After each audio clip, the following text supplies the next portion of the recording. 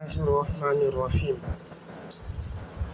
یا ایہا الذین آمنوا النہی عن موالاة الیہود والنصارى النہی عن موالاة الیہود والنصارى یعنی یہود و نصارہ سے دوستی رکھنے سے انسان کو منع کیا گیا ہے۔ اے ایمان والو، لا تتخذوا الیہود والنصارى اولیاء، تم مت بناؤ یہود و نصارہ کو دوست۔ بعضهم اولیاء و بعض، ان میں سے بعض کے دوست ہیں۔ ومن یتولہم منکم، پس جو دوستی رکھے گا ان سے تم میں سے، جو دوستی رکھے گا ان سے تم میں سے، فإنہ منہم، یقیناً وہ انہی میں سے ہوگا۔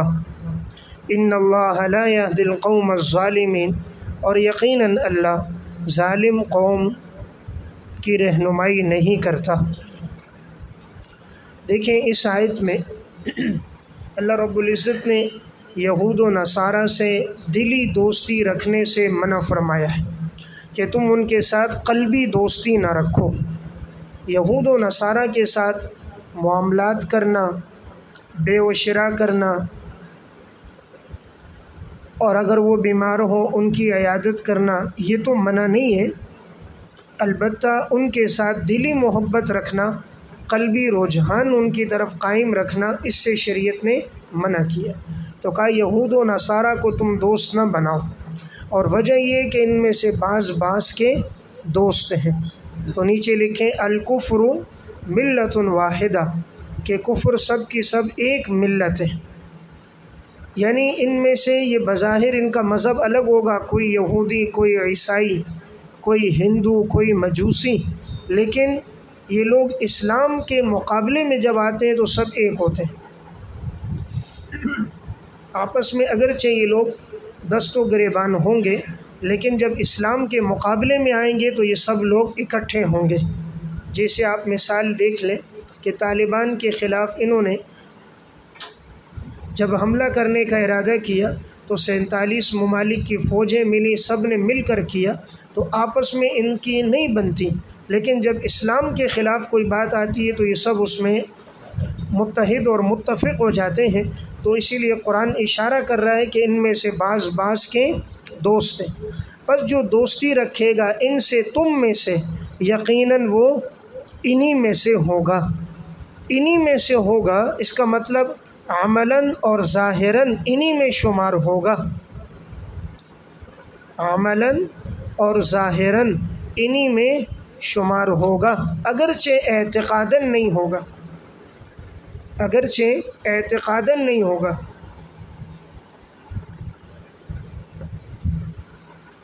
عملاً اور ظاہراً انہی میں شمار ہوگا، اگرچہ اعتقاداً نہیں ہوگا۔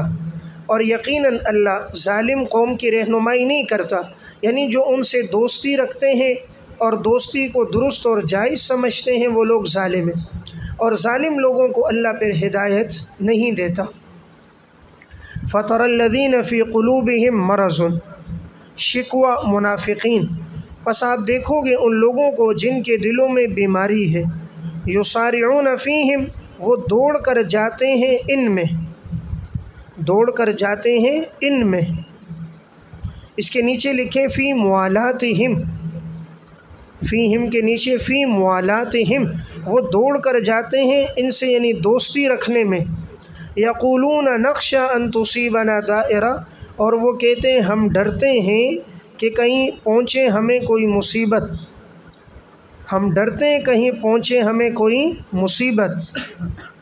فَعَسَى اللَّهُ أَن يَأْتِيَ بِالْفَتْحِ، جواب شکوہ، پس قریب ہے کہ اللہ لے آئے فتح، پس قریب ہے کہ اللہ لے آئے فتح، او امر من عنده، یا کوئی اور حکم اپنی طرف سے، یا کوئی اور حکم اپنی طرف سے، فَيُصْبِحُوا عَلَىٰ مَا أَصَرُّوا فِي أَنفُسِهِمْ نَادِمِينَ، پھر وہ ہو جائیں گے اس پر جس کو وہ چھپاتے ہیں اپنے دلوں میں ندامت کرنے والے۔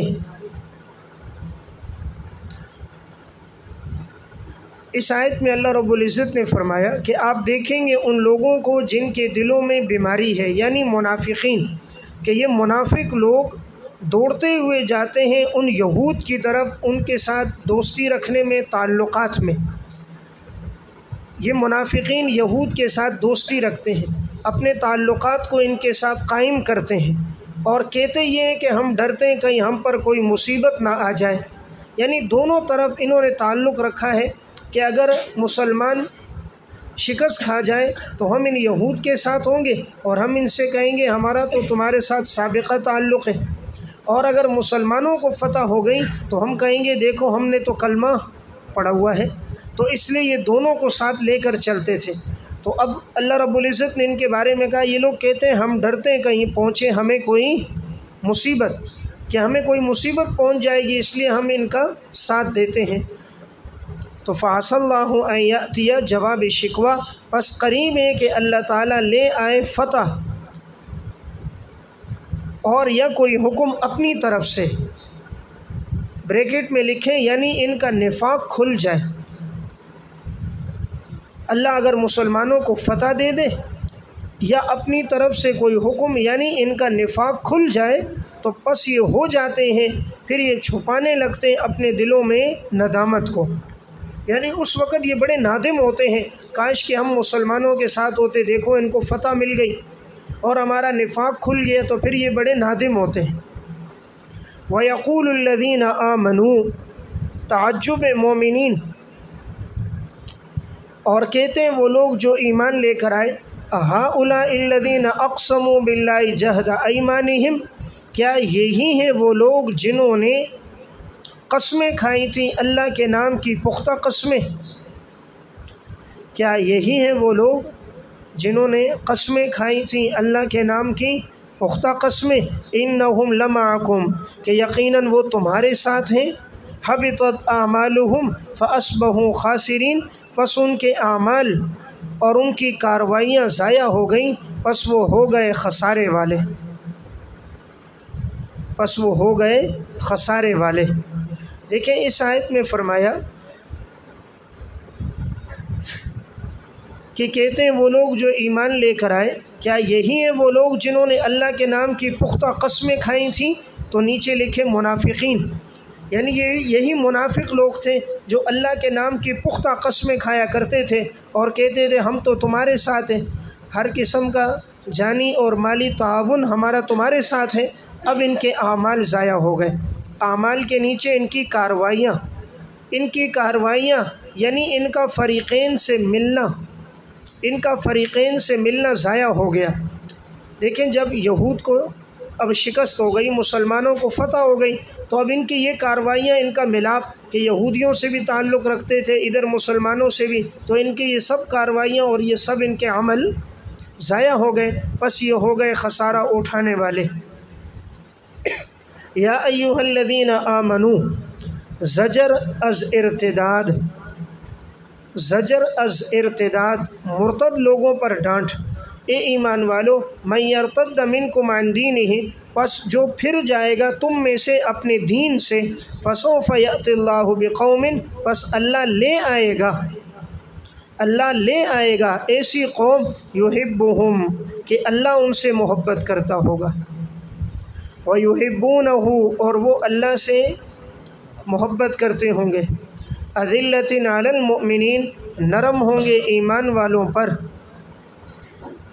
اعزۃ علی الکافرین، سخت ہوں گے کافروں پر، یجاہدون فی سبیل اللہ، جہاد کرتے ہوں گے اللہ کے راستے میں، اور نہیں ڈرتے ہوں گے کسی ملامت کرنے والے کی ملامت سے۔ ذالک فضل اللہ یؤتی من یشاء، پس یہ اللہ کا فضل ہے، جسے چاہتا ہے وہ دیتا ہے، اور وہ اللہ کشادہ ہے، جاننے والا ہے۔ دیکھیں اس آیت میں مرتدین کی مذمت کی گئی ہے۔ ماقبل میں پہلے تذکرہ تھا یہود و نصارہ کا، پھر تذکرہ ہوا منافقین کا، اور منافقین کی کاروائیاں اور ان کے کرتوت وہ سب ضائع ہو گئے۔ اب آگے تذکرہ ہے مرتدین کا، کہ جو لوگ ایمان لے کر آتے ہیں اور پھر مال اور دولت کی وجہ سے وہ لوگ مرتد ہو جاتے ہیں، تو ان کی مذمت کی گئی ہے۔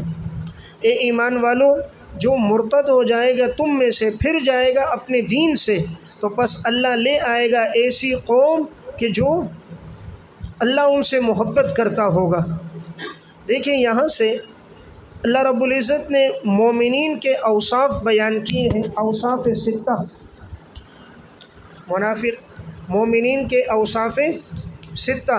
اللہ رب العزت نے ایمان والوں کے 6 اوصاف بیان کیے۔ پہلا وصف کیا ہے؟ اللہ ان سے محبت کرتا ہے۔ نمبر 2 وہ اللہ سے محبت کرتے ہیں۔ نمبر 3 وہ ایمان والوں پہ نرم ہے۔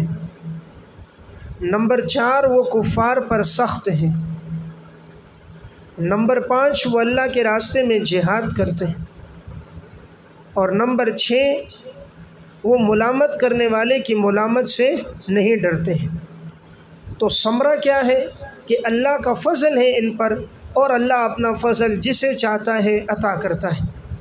اب اللہ نے یہ اوصاف انہیں کیسے عطا فرمائے؟ اس لیے کہ اللہ کشادہ ہے، تو اللہ رب العزت کے پاس ہر چیز کے خزانے ہیں، تو وہ جسے چاہے اپنے خزانے میں سے یہ انعامات عطا فرمائے۔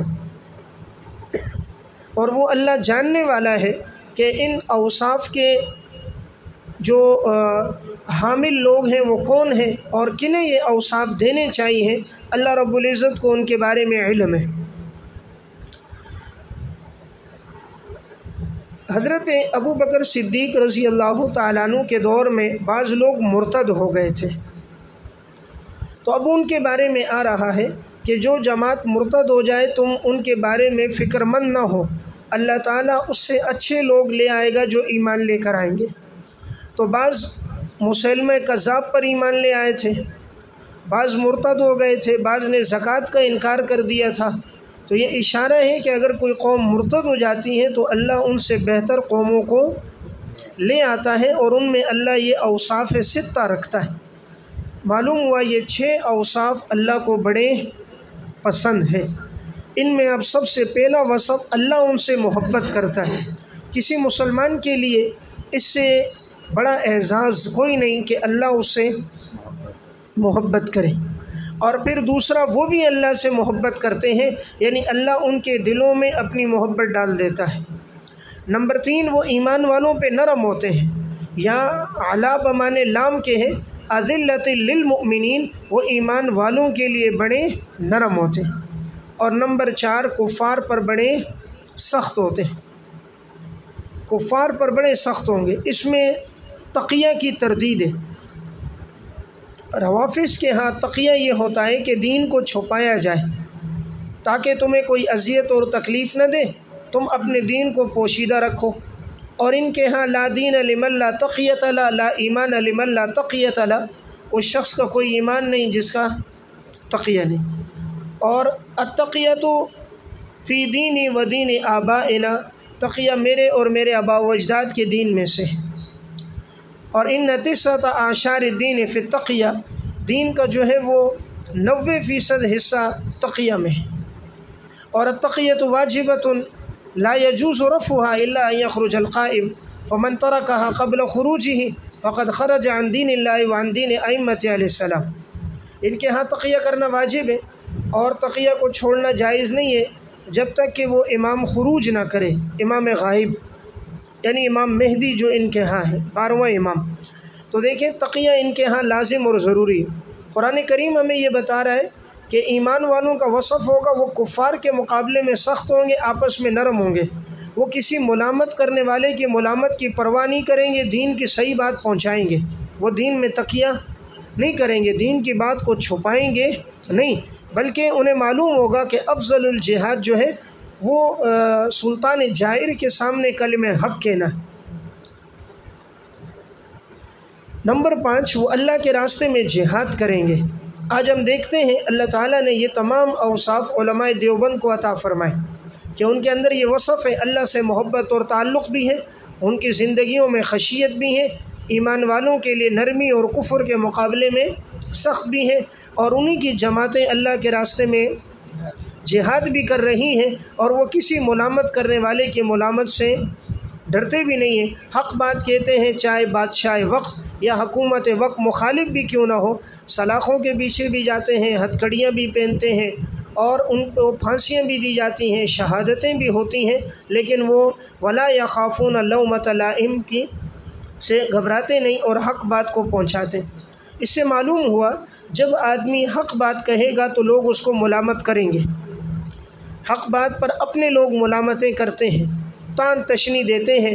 انسان دشمن کے تیروں سے اتنا پریشان نہیں ہوتا جتنا اپنوں کی ملامت سے ہوتا ہے، زخموں سے اتنی تکلیف نہیں ہوتی جتنے اپنوں کے تانوں سے ہوتی۔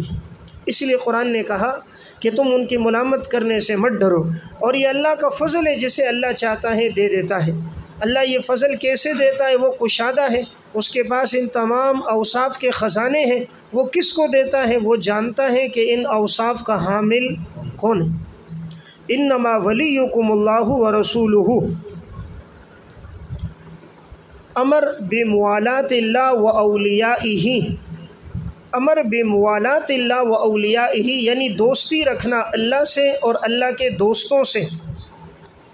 دیکھیں پہلے تذکرہ تھا یہود و نصارہ سے دوستی مت رکھنا، اور پھر تذکرہ ہوا منافقین سے بھی اپنے آپ کو بچانا، پھر زجر ہوا مرتدین پر کہ ان سے بھی اپنے آپ کو بچاؤ، اور اب یہاں مومنین کا تذکرہ ہے کہ ان سے اپنی دوستی رکھو۔ تو انما ولیکم اللہ ورسولہ، یقیناً اللہ اور اللہ کا رسول تمہارا دوست ہے۔ والذین آمنوا، اور وہ لوگ جو ایمان لے کر آئے وہ تمہارے دوست ہیں۔ اب ایمان لانے والے کون ہیں؟ عنوان اوصاف مومنین۔ اوصاف مومنین الذین یقیمون الصلاۃ، نمبر 1 جو نماز قائم کرتے ہیں، نمبر 2 جو زکوٰۃ دیتے ہیں، وہم راکعون، نمبر 3 وہ خشوع خضوع کرنے والے ہیں، عاجزی کرنے والے ہیں، اور نمبر 4 ومن یتول اللہ ورسولہ، کہ جو دوستی رکھے گا اللہ سے اور اللہ کے رسول سے، والذین آمنوا، اور ان لوگوں سے جو ایمان لے کر آئے، تو یقیناً اللہ کا جو گروہ ہے وہی غالب ہے۔ اللہ کا گروہ اور جماعت یہی لوگ غالب ہوں گے۔ یہ مومنین کے 4 اوصاف آ گئے۔ تو دیکھیں یہاں پہلا وصف اللہ کن سے دوستی رکھتا ہے، فرمایا اللہ کا رسول اور ایمان والے، ان سے اللہ رب العزت کی دوستی ہوتی ہے جن ایمان والوں میں یہ اوصاف ہوں۔ دیکھیں ماقبل میں کہا تھا یہود و نصارہ سے دوستی نہ رکھو، اب دل میں یہ بات آ سکتی تھی یہود کی تعداد زیادہ، نصارہ کی تعداد، منافقین کی، مسلمان تو تعداد میں کم ہے، اسلحہ بھی کم ہے، مال و زر بھی نہیں ہے، تو اگر ان کے ساتھ دوستی نہیں ہوگی تو برے حالات آئیں گے، تو کیا ہوگا؟ کہا دوستی اللہ سے رکھو کہ جو زمین اور آسمان کا بادشاہ ہے، وہ تمہارا دوست ہو گیا تو سب تمہارے ساتھ ہے، جس کا رب اس کا سب۔ تو کہا اللہ تمہارا دوست ہے اور اللہ کا رسول تمہارا دوست ہے، اور والذین آمنوا، اور وہ جو ایمان لے کر آئے۔ اب ایمان والے کون ہوں گے؟ جو صرف زبان سے کہیں نہیں، ایمان والے وہ ہیں جو نماز پڑھنے والے ہیں اور زکوٰۃ دینے والے ہیں، وہم راکعون، درا حالے کہ وہ خشوع خضوع عاجزی کرنے والے ہیں۔ بعض مفسرین نے اس کا معنی لکھا ہے کہ وہ زکوٰۃ دینے والے ہیں درا حالے کہ وہ رکوع میں ہوں، رکوع کی حالت میں زکوٰۃ دینے والے ہیں۔ یہ حضرت علی رضی اللہ تعالیٰ عنہ کے بارے میں ہے کہ ایک سائل ان سے مانگنے کے لیے آیا، یہ رکوع کی حالت میں تھے، انہوں نے اس حال میں جو کچھ تھا ان کو دے دیا، تو گویا ان کی مدح میں یہ آیت نازل ہوئی۔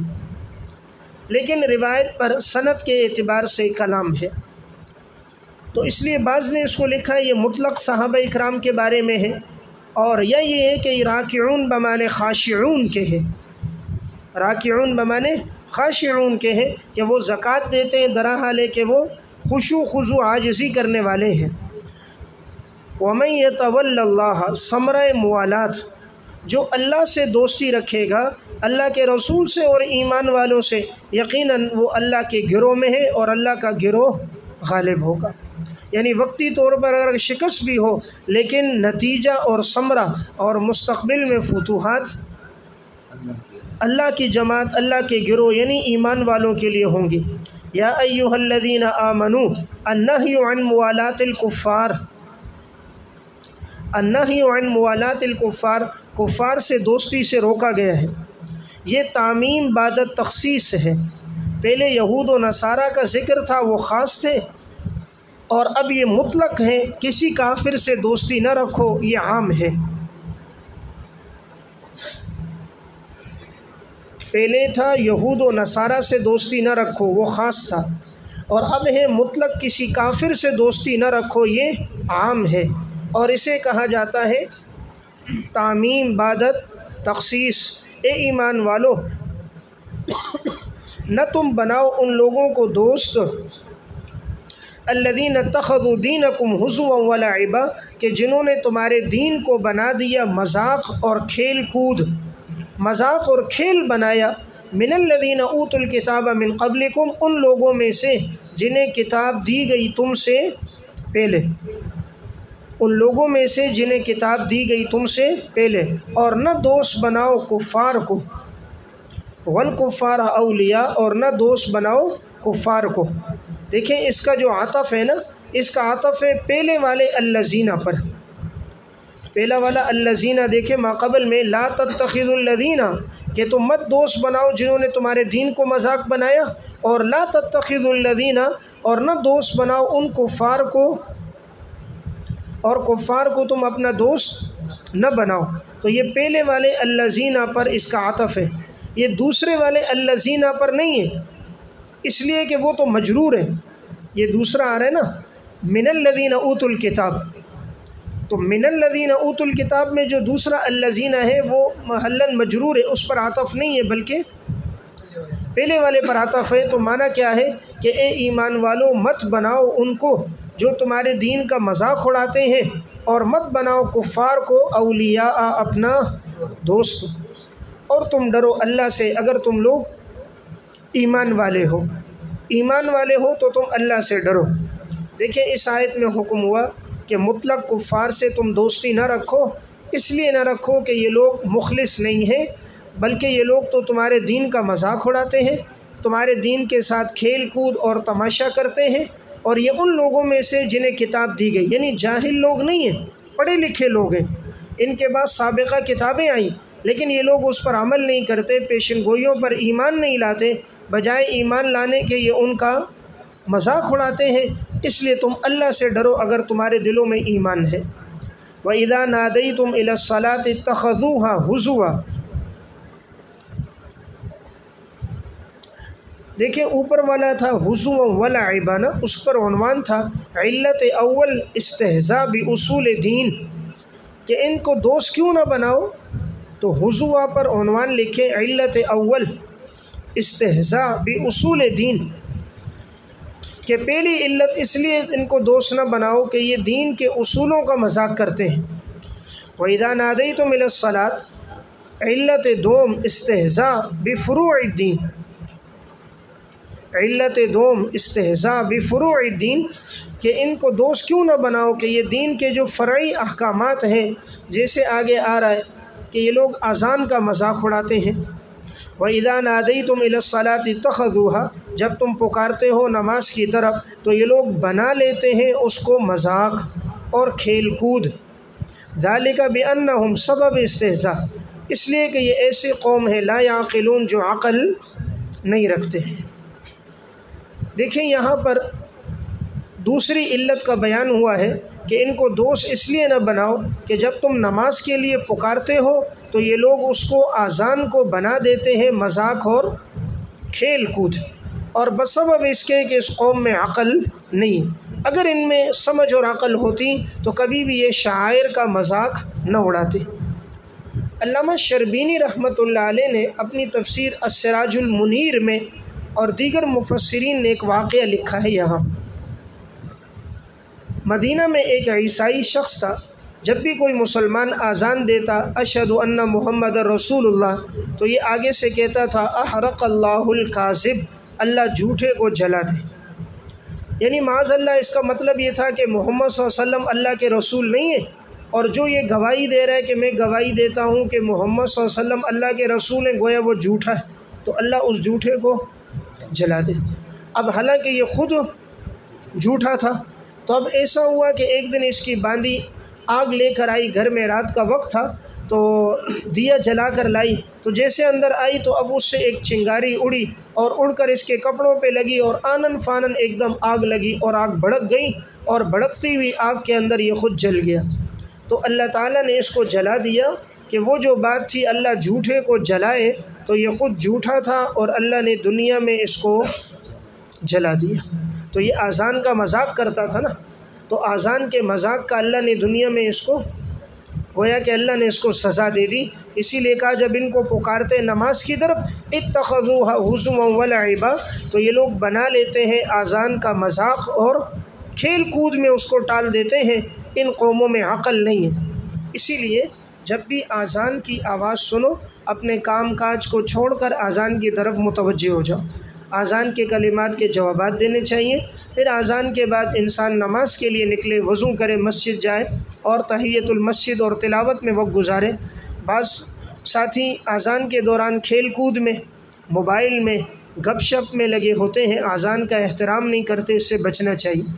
اذان شعائر اللہ میں سے ہے، اللہ کو بہت پسند ہے، اور جو بے ادبی کرتا ہے اللہ تعالیٰ ان کو دنیا میں سزا دے دیتا ہے، اور جو اذان کا ادب اور احترام رکھتا ہے اللہ رب العزت پھر دنیا میں اس کو ثمرہ بھی دیتا ہے، اور بسا اوقات وہ اس کی نجات کا ذریعہ بن جاتا ہے۔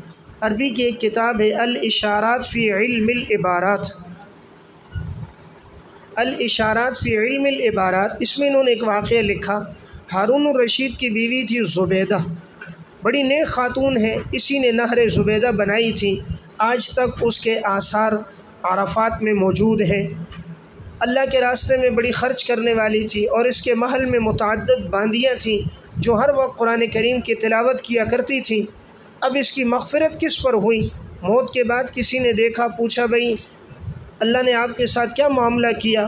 کہا اللہ نے میری مغفرت کر دی اور جنت کے بلند و بالا مجھے درجات دیے۔ کہا کس عمل پر؟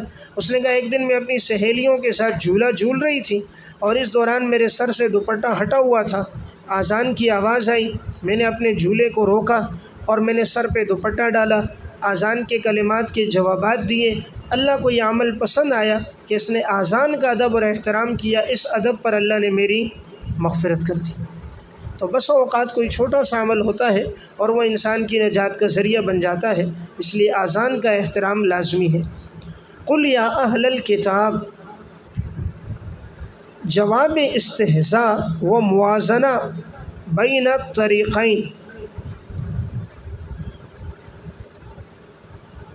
جواب استہزاء و موازنہ بین الطریقین، یا استہزاء کا جواب ہے اور ان دونوں طریقین، اس سے مراد یہود و نصارہ اور مومنین۔ قل یا اہل الکتاب هل تنقمون، فرما دیجئے اے اہل کتاب نہیں تم ناراض ہوتے ہم سے، الا ان آمنا باللہ، مگر اس بات پر کہ ہم ایمان لے کر آئے اللہ پر، وما انزل الینا، اور اس پر جو ہم پہ نازل کیا گیا، اور اس پر جو نازل کیا گیا اس سے پہلے، وَأَنَّ أَكْثَرَكُمْ فَاسِقُونَ، اور یقیناً تم میں اکثر لوگ فاسق لوگ ہیں۔ تو دیکھیں یہاں پر استہزاء کا جواب ہے کہ اہل کتاب نہیں تم ناراض ہوتے ہم سے، مگر اس پہ ناراض ہوتے ہو کہ ہم اللہ پر ایمان لے کر آئے، اور جو ہماری طرف نازل ہوا اس پر ایمان لائے، جو پہلی شریعتوں میں نازل ہوا ہم اس پر ایمان لے کر آئے، کیا تم لوگ اس وجہ سے ہم سے ناراض ہو؟ تو یقیناً تم میں اکثر لوگ فاسق ہیں، نافرمان لوگ ہیں جو ہدایات پر عمل نہیں کرتے۔ قل هل ننبئکم بشر من ذلک، فرما دیجئے کیا میں تمہیں خبر نہ دوں اس سے زیادہ بدتر کی، بشر من ذلک، اس سے زیادہ بدتر کی، مثوبۃ عند اللہ، جزا کے اعتبار سے اللہ کے نزدیک، مثوبۃ جزا کے اعتبار سے، عند اللہ اللہ کے نزدیک، کیا میں تمہیں خبر نہ دوں اس سے زیادہ بدتر کی، جزا کے اعتبار سے اللہ کے ہاں۔ اب وہ کون ہے؟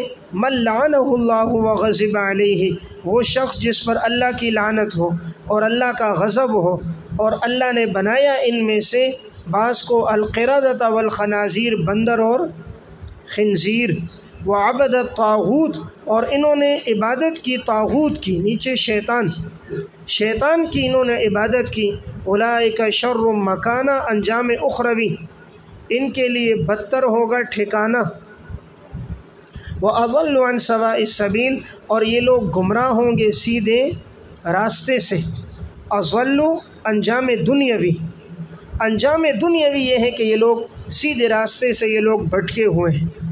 اس آیت میں اللہ رب العزت نے فرمایا کیا میں تمہیں خبر نہ دوں ان سے زیادہ بدتر لوگوں کی جو اللہ کے ہاں جزا کے اعتبار سے بدتر لوگ ہیں؟ وہ لوگ ہیں جن پر اللہ کی لعنت ہے اور جن پر اللہ کا غضب ہے اور جنہیں اللہ نے بندر اور خنزیر بنایا، اور یہ وہ لوگ تھے جنہوں نے شیطان کی عبادت کی، یعنی رحمان کی عبادت نہیں کی، شیطان کی۔ اب دیکھیں غضب کن پر ہے؟ یہود پر غضب ہے نا، اور اللہ نے ان کو بندر اور خنزیر کیوں بنایا؟ کہ انہیں منع کیا گیا تھا ہفتے کے دن شکار نہ کرنا، لیکن ان کے آباء و اجداد نے اس پر عمل نہیں کیا اور انہوں نے ہیلا کر کے ہفتے کے دن شکار کیا، تو اللہ تعالیٰ نے ان کے چہروں کو مسخ کر دیا، اور وہ رحمان کی عبادت کرنے والے نہیں تھے، وہ لوگ طاغوت شیطان کی عبادت کرنے والے تھے۔ تو انجام اخروی یہ ہے کہ ان کا بدترین ٹھکانہ ہوگا، اور دنیا کا انجام یہ ہے کہ وہ سیدھے راستے سے بھٹک گئے۔ وَإِذَا جَاءُوكُمْ، حال منافقین یہود، اور جب وہ آتے ہیں تمہارے پاس، وَإِذَا جَاءُوكُمْ، جب وہ آتے ہیں تمہارے پاس، قَالُوا آمَنَّا، تو یہ منافقین یہود کہتے ہیں ہم ایمان لے کر آئے، وَقَدْ دَخَلُوا بِالْكُفْرِ، حالانکہ وہ داخل ہوئے تھے کفر کے ساتھ، وَهُمْ قَدْ خَرَجُوا بِهِ، اور وہ لوگ نکلے ہیں اسی کفر کے ساتھ،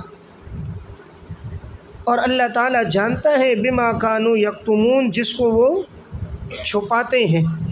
نیچے لکھیں یعنی اپنے عقیدہ کفر کو، یعنی اپنے عقیدہ کفر جس کو وہ چھپاتے ہیں تو اللہ اس کو جانتا ہے۔ دیکھیں اس آیت میں یہود میں جو منافقین ہیں ان کا تذکرہ ہے۔ اللہ تعالیٰ نے کہا کہ یہ منافق یہودی لوگ آپ کے پاس آتے ہیں اور زبان سے کہتے ہیں ہم ایمان لے کر آئے، حالانکہ یہ لوگ جب آپ کے پاس آئے تھے تب بھی یہ کفر کی حالت میں داخل ہوئے، اور جب یہ لوٹ کر گئے تب بھی کفر کی حالت میں گئے ہیں، یعنی انہوں نے کوئی دل سے کلمہ نہیں پڑھا، اور یہ لوگ چھپا رہے ہیں کس کو؟ اپنے عقیدہ کفر کو، زبان سے ایمان کا اظہار کر رہے ہیں لیکن ان کے دل میں عقیدہ کفر کا ہے۔ وَتَرَى كَثِيرًا مِّنْهُمْ، احوال یہود، اور آپ دیکھو گے ان میں سے بہت ساروں کو، یُسَارِعُونَ فِي الْإِثْمِ وَالْعُدْوَانِ، کہ وہ جلدی کرتے ہیں گناہ میں اور ظلم کے کام میں، وَأَكْلِهِمُ السُّحْتِ، اور حرام خوری میں، حرام کھانے میں، رشوت کھانے میں، لَبِئْسَ مَا كَانُوا يَعْمَلُونَ، بہت برا ہے جو وہ عمل کرتے ہیں۔ اللہ تعالیٰ نے یہاں یہودیوں کے احوال میں 3 باتوں کا تذکرہ کیا۔ پہلی بات کہ یہ لوگ گناہ کے کاموں میں آگے بڑھتے ہیں، نیکی کے کاموں سے یہ لوگ پیچھے ہٹتے ہیں۔ نمبر 2، ظلم کے کاموں کی طرف یہ لوگ رغبت کرتے ہیں، عدل کے کاموں سے یہ لوگ کتراتے ہیں، اور نمبر 3، یہ لوگ حرام خوری کرتے ہیں، حرام کھاتے ہیں، تو اس لیے حرام کھا کھا کے دل سیاہ ہو گئے تو نیک اعمال کی توفیق نہیں ہوتی، تو بہت برا ہے جو یہ عمل کرتے ہیں۔ لولا ینہاہم الربانیون، عوام کے بعد خواص کا حال، عوام کے بعد خواص کا حال، کیوں نہیں روکتے ان کے مشائخ والاحبار اور ان کے علماء، عن قولہم الاثم، انہیں گناہ کی بات کہنے سے، گناہ کی بات کہنے سے اور حرام کھانے سے، لبئس ما کانوا یصنعون، بہت برا ہے جو وہ کرتے ہیں۔ دیکھیں یہاں اللہ نے پہلے عوام کے بارے میں ذکر کیا کہ ان میں 3 برائیاں تھیں، اب ان کے خواص کا تذکرہ کیا، یعنی ان کے جو مشائخ اور بزرگ تھے اور ان کے جو احبار یعنی علماء ہیں، ان کے بارے میں فرمائے کہ یہ لوگوں کو نہ گناہ سے روکتے ہیں اور نہ حرام کھانے سے روکتے ہیں، بس ان کا یہ طرز عمل بہت برا ہے جو یہ کر رہے ہیں۔ وقالت الیہود ید اللہ مغلولہ، شکوہ، اور یہ یہود کہتے ہیں اللہ کے ہاتھ بندھے ہوئے ہیں، اللہ کے ہاتھ بندھے ہوئے ہیں۔ غلت ایدیہم، جواب شکوہ، بند ہو جائیں ان کے ہاتھ، وَلُعِنُوا بِمَا قَالُوا، اور لعنت کی گئی ان پر بسبب اس کے جو انہوں نے کہا۔ بل یداہ مبسوطتان، اللہ کے دونوں ہاتھ تو کھلے ہیں، ينفق کیف یشاء، وہ اللہ خرچ کرتا ہے جس طرح چاہتا ہے۔ اور البتہ زیادہ کرے گا بہتوں کو ان میں سے، وَلَا يَزِيدَنَّ كَثِيرًا مِّنْهُمْ، البتہ زیادہ کرے گا ان میں سے بہت ساروں کو، مَا أُنزِلَ إِلَيْكَ مِن رَبِّكَ، وہ جو نازل کیے گئے آپ کی طرف آپ کے رب کی جانب سے، ماں کے نیچے قرآن، کیا زیادہ کرے گا؟ طغیانا و کفرا، ان کی سرکشی کو اور ان کے کفر کو، یعنی البتہ زیادہ کر دے گا ان میں سے بہت ساروں کا کفر اور سرکشی بڑھے گی اس پر جو قرآن نازل ہوا۔ وَأَلْقَيْنَا بَيْنَهُمُ الْعَدَاوَةَ، اثر لعنت کہ ہم نے ڈال دی ان کے اوپر دشمنی کو، نیچے لکھیں بریکٹ میں مذہبی دشمنی ہم نے ڈال دی، اور ہم نے بغض ڈال دی ہے ان پر قیامت کے دن تک۔ کلما اوقدوا نارا،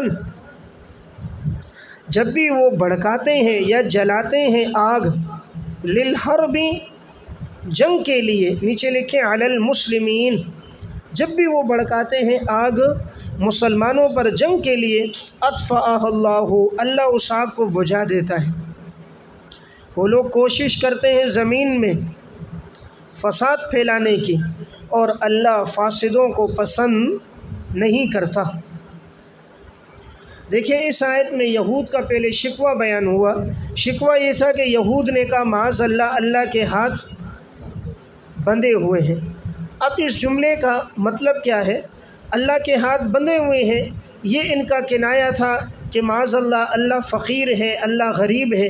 جیسے دوسرے مقام پر بھی جب ان سے کہا گیا اللہ کے راستے میں خرچ کرو، تو یہ لوگ آگے سے گستاخی کرتے ہوئے کہتے تھے کیا اللہ غریب اور فقیر ہے اور ہم سخی اور بادشاہ ہیں کہ ہم خرچ کریں؟ یعنی بجائے یہ لوگ خرچ کرنے کے اس کا استہزاء کرتے۔ لقد سمع اللہ قول الذین قالوا ان اللہ فقیر ونحن اغنیاء، کہ اللہ فقیر ہے اور ہم مالدار ہیں۔ تو یہاں بھی یہ کہتے ہیں کہ اللہ کے ہاتھ بندھے ہوئے، یہ کنایا کس سے؟ کہ اللہ فقیر ہے معاذ اللہ اور ہم سخی ہیں، ہمارے پاس دولت اور پیسہ ہے۔ تو جواب شکوہ کہ بند ہو جائیں انہی کے ہاتھ بند ہو جائیں۔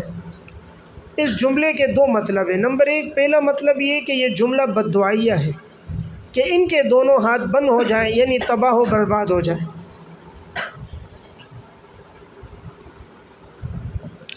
تو یہ کنایا کس سے ہے؟ بددعا سے کنایا ہے کہ ان کے دونوں ہاتھ بند ہو جائیں، یعنی یہ تباہ و برباد ہو جائیں۔ یا نمبر دو، یہ محمول ہے ان کے بخل پر کہ ان کے ہاتھ بندھے ہوئے ہیں، یہ لوگ بخیل ہیں۔ اللہ بخیل نہیں ہے، اللہ کے ہاتھ تو کشادہ ہے، یعنی اللہ رب العزت تو خرچ کرتا ہے، جیسے بات آ رہی ہے یہ یہود بخیل ہیں، اللہ کے نام پہ یہ لوگ خرچ نہیں کرتے۔ وَلُعِنُوا بِمَا قَالُوا، اور ان پہ لعنت کی گئی بسبب اس کے جو انہوں نے کہا۔ انہوں نے یہ جو جملہ کہا تو اللہ نے ان پر لعنت کر دی، بلکہ اللہ کے دونوں ہاتھ کھلے ہوئے ہیں۔ اللہ کے دونوں ہاتھ یہ کنایا اللہ رب العزت کی قدرت اور وسعت سے ہے کہ اللہ کے وسعت کے خزانے، اللہ کی قدرت کے خزانے کشادہ ہیں، اور اس پر دلیل یہ ہے کہ وہ اللہ خرچ کرتا ہے جس طرح چاہتا ہے۔ اب اس کی مرضی ہے، جس کو چاہے دولت دے، جس کو چاہے فقیر بنائے، جہاں حکم دے خرچ کرنے کا اور جہاں چاہے حکم دے منع کرنے کا۔ البتہ زیادہ کرے گا ان میں سے بہت سارے لوگوں کا کفر بڑھے گا اور سرکشی بڑھے گی۔ کس کے ذریعے؟ ماں، اس قرآن کے ذریعے جو نازل کیا گیا آپ پر آپ کے رب کی طرف سے، یعنی جتنا قرآن نازل ہوگا ان کا کفر بڑھے گا۔ قرآن نازل ہوگا یہ اس کا انکار کریں گے، کفر بڑھتا جائے گا۔ جتنا جتنا انکار کریں گے احکامات کا، اتنا ان کے کفر میں اضافہ ہوگا۔ جتنا آدمی بد پرہیزی کرتا ہے اتنا مرض میں اضافہ ہوتا ہے۔ ایک آدمی شوگر کی بیماری میں اب وہ پرہیز نہیں کر رہا، آج بھی چینی کھا رہا ہے، کل بھی کھا رہا ہے، پرسوں بھی، آئے دن میٹھا کھا رہا ہے۔ جتنا کھاتا جائے گا تو اس کا مرض بڑھتا جائے گا اور یہ اپنی قبر کے قریب ہوتا جائے گا۔ اسی طرح جتنا قرآن نازل ہوتا تھا یہ کفر کرتے، انکار کرتے، تو ان کا کفر بھی اور بڑھتا جاتا ہے تاکہ ان کے لیے سزا بھی سخت ہو۔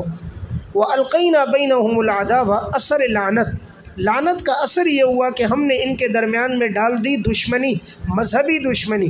اب دیکھیں یہ آپس میں ایک دوسرے کے بڑے خلاف ہیں۔ नसारा के अंदर कितने गिरोह बन गए, यहूद में कितनी जमातें हैं और हर एक पेशवा दूसरे को बुरा भला कहता है।